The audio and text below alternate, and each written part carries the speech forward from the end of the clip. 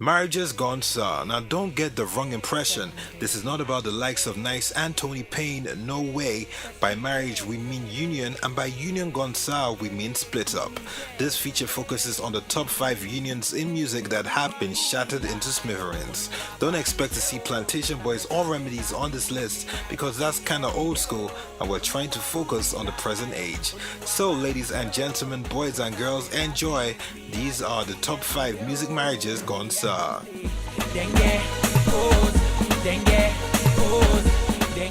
The first broken up couple that we'll be taking a look at made this.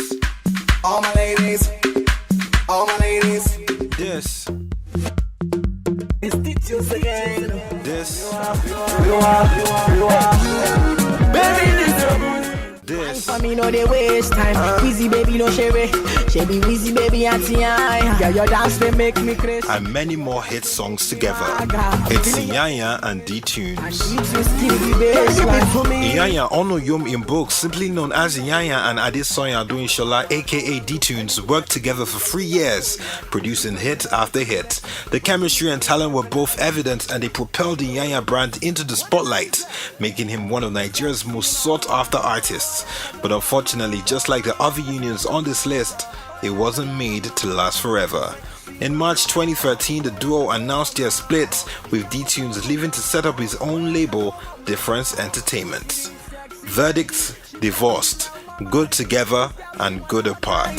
At 4th, we have Nigerian Ninja's boss Sultan and ex-Nigerian Ninja Sean Tizzle.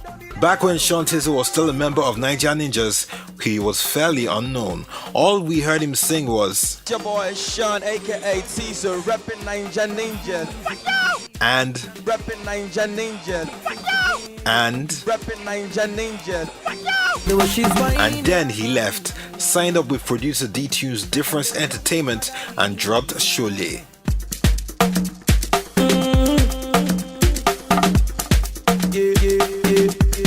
Shole was, and most definitely still is, a mega hit, and even though Sean never claimed to have written the song, we never really expected there to be any foul play. Well, not until Sound Sultan told us so. Sean is a very talented young man. When I heard him first time, he came to my place, was like 4 years ago, him and D-Tunes. So of course I knew them together, and they were doing their things separately and everything. Like last year, he came to me. I was like, he would like to get on the Nigerian Ninja platform. I'm like, okay, let's work. Yeah. And the funny thing is, a lot of people would think there was a fight or there was a misunderstanding. There was nothing, you know. But he just didn't tell us that he was going to record, you know, with D-Tunes. So we'd tell him, where are you? He just kept, you know, staying at bay, keeping at bay. So when he recorded the song, he didn't even still tell me. So that was where the whole misunderstanding came up. That, well, this guy is recording the song we already recorded as Nigerian Ninja, you know, song I wrote, blah, blah, blah. You know, that was just where the misunderstanding is. But right now, everything is cool. You know, we've settled amicably. Everybody has gone their way. I've signed him off to D-Tunes because they're like younger brothers to me. I don't feel I should hold on to whatever, you know. And everybody's fine now. Dissolution granted, divorced. Couple are better apart. In the third spot, we'll personally be visiting the Ile-Ijo and we invite you to come chop my money. It's P-Square and May D.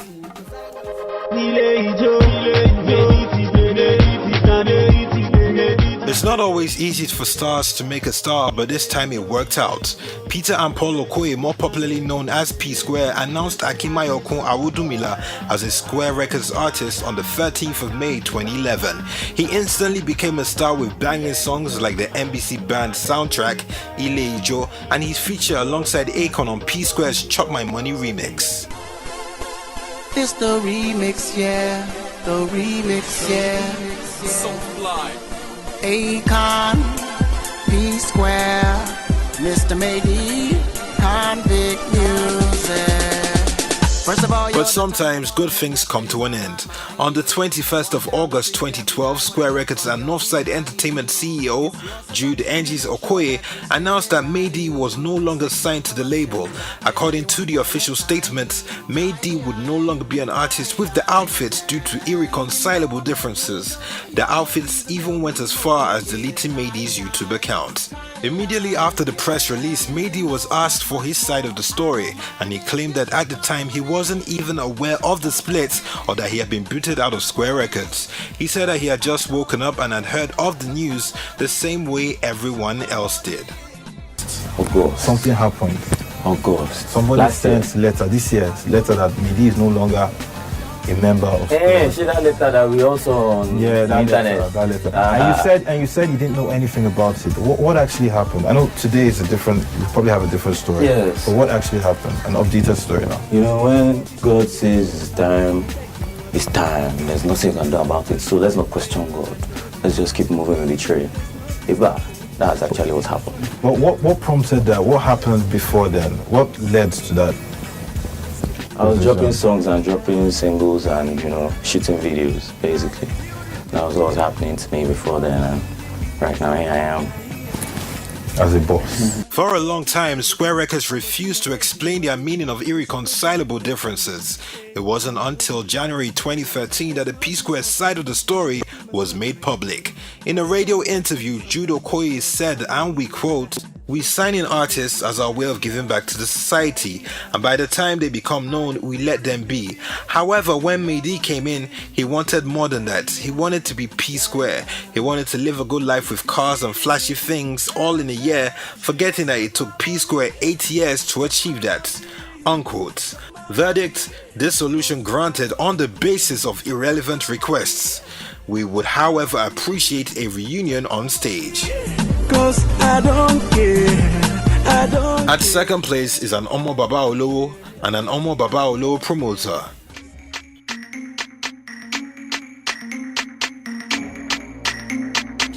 Back in 2010, Mr. David Adeleke returned to Nigeria from the US. He met Asa Sika and let him know that he had plans to hit the Nigerian music industry big time.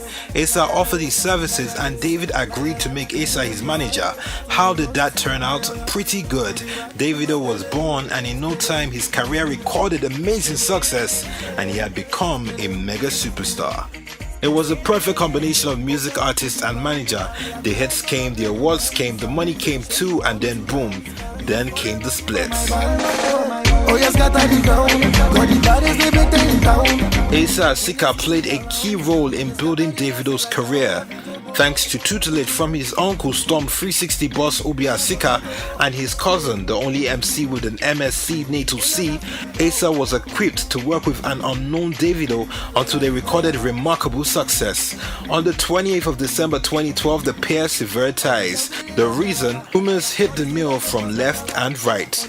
Rumor had it that Asa was trying to assert more authority on Davido than the label because he claimed to have turned Davido into a superstar only for the label to take the glory and try to sideline him.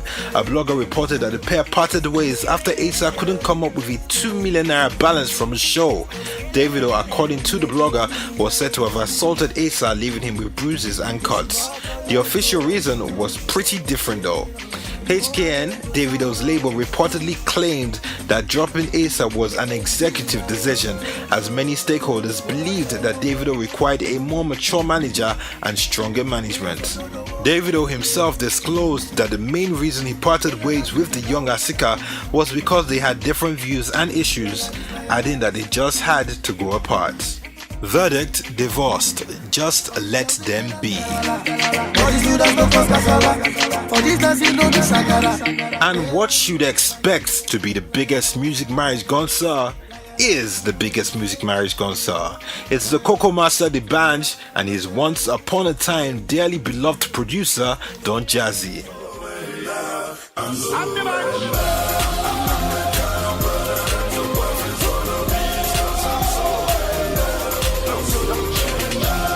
My nephew, the bands from Nigeria. Once Upon a Time may be the name of Maven's First Lady's first album, but the term should mean something more than that to Don Jazzy.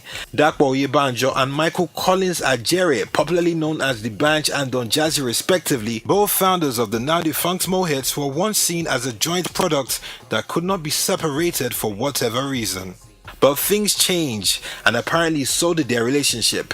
In March 2012, the duo announced the Mohits' dissolution and an end to an era that had seen the Mohits crew emerge as arguably the biggest music group in Nigeria, and probably even in the whole of Africa.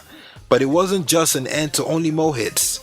Two friends, two business partners, two brothers had turned into adversaries that couldn't stand each other's presence. From leaked emails to recorded conversations and semi-beef tracks, the separation proved to be a messy one, with their dirty laundry fed to the eyes of the public. The reported cause of the split varied from financial reasons to a sudden lack of respect for Don Jazzy and even interference from DaBaby's mom. Whatever the true reason was, it occurred at a time when fans and colleagues were expecting the Mohits crew to blossom into something yet more powerful than what it was, a true international brand. The duo had reportedly just been signed to Kanye's Good Music, and Don Jazzy had even co-produced a song on Jay-Z's and Kanye West's joint album. But the split-up was inevitable and no international deal could stop it. DaBaby moved on to start up a new label, DBR, while Don Jazzy recruited former Mohits artists.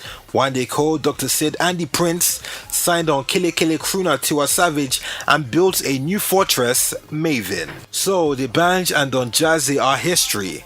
Or maybe not. Recent events seem to give faint hope that a reunion may indeed be possible. DaBaby's music hasn't been the same without Don Jazzy, and likewise can be said in the reciprocate. This is something that both parties are well aware of, but are they willing to effect a change? In an interview with PM News a couple of months ago, when asked if he missed Don Jazzy, DaBaby was quoted to have replied, "I really miss Don Jazzy and I miss the whole Mohits crew." Unquote. Then in August, at the stellar reception of DaBaby's sister's white wedding, the two performed together for the first time since the split. And then just a few days ago, Don Jazzy supposedly jokingly tweeted, "Now that Mikel scored, maybe Maven can change to Mohits again." Wishes. Verdict. Divorced, papers signed, but reunion highly possible and likely. They need each other. And that's it. We just checked out the top 5 music marriages gone sour. Some unions are till death and some are not. But we should remember to treat everyone around us well while we can. You can never tell.